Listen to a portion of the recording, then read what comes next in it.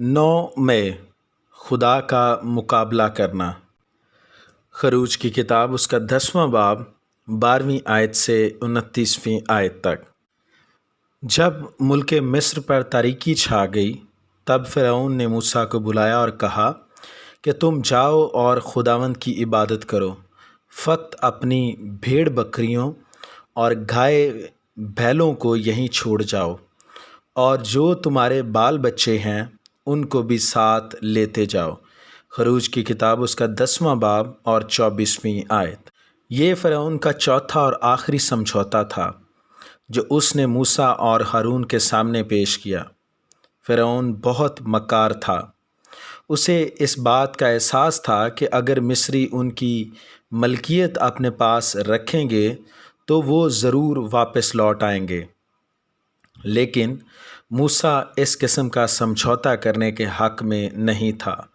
मूसा ने कहा, उनका एक खुर तक भी पीछे ना छोड़ा जाएगा। खरूज की किताब उसका 10वां बाब और 26वीं आयत। फ़िरौन को होने वाला एहसास ख़त्म हो गया और खुदा भी इस बात को जानता था कि वो तब्दील नहीं होगा। बस बाइबल मुक़द्दस इसके मुतालिक दोबारा यूँ लिखती है कि लेकिन खुदावन ने फ़िरौन के दिल को सख्त कर दिया और उसने उनको जाने ही ना दिया। खरूज की किताब उसका 10वां बाब और 27वीं आयत। उन तमाम आफ़ात की वजह से फ़िरौन में कोई तब्दीली रूनुमा नहीं हुई। तब उस मग़रूर बादशाह ने मूसा से कहा, मेरे सामने से चला जा और होशियार रह, फिर मेरा मुँह देखने को मत आना, क्योंकि जिस दिन तूने मेरा मुँह देखा तू मारा जाएगा। खरूज की किताब उसका 10वां बाब और 28वीं आयत।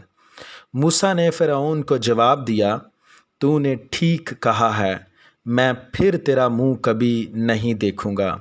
खरूज की किताब उसका 10वां बाब और 29वीं आयत। जब हम खुदा की मर्ज़ी के ख़िलाफ़ उठ खड़े होते हैं तो हमें भी फ़िरौन की तरह बहुत संगीन नताइज का सामना करना पड़ता है।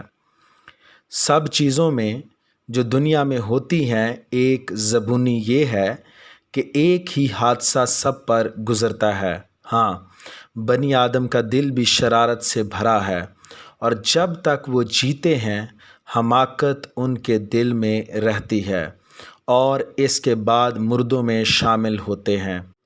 वाइस की किताब उसका 9वां बाब और 3री आयत।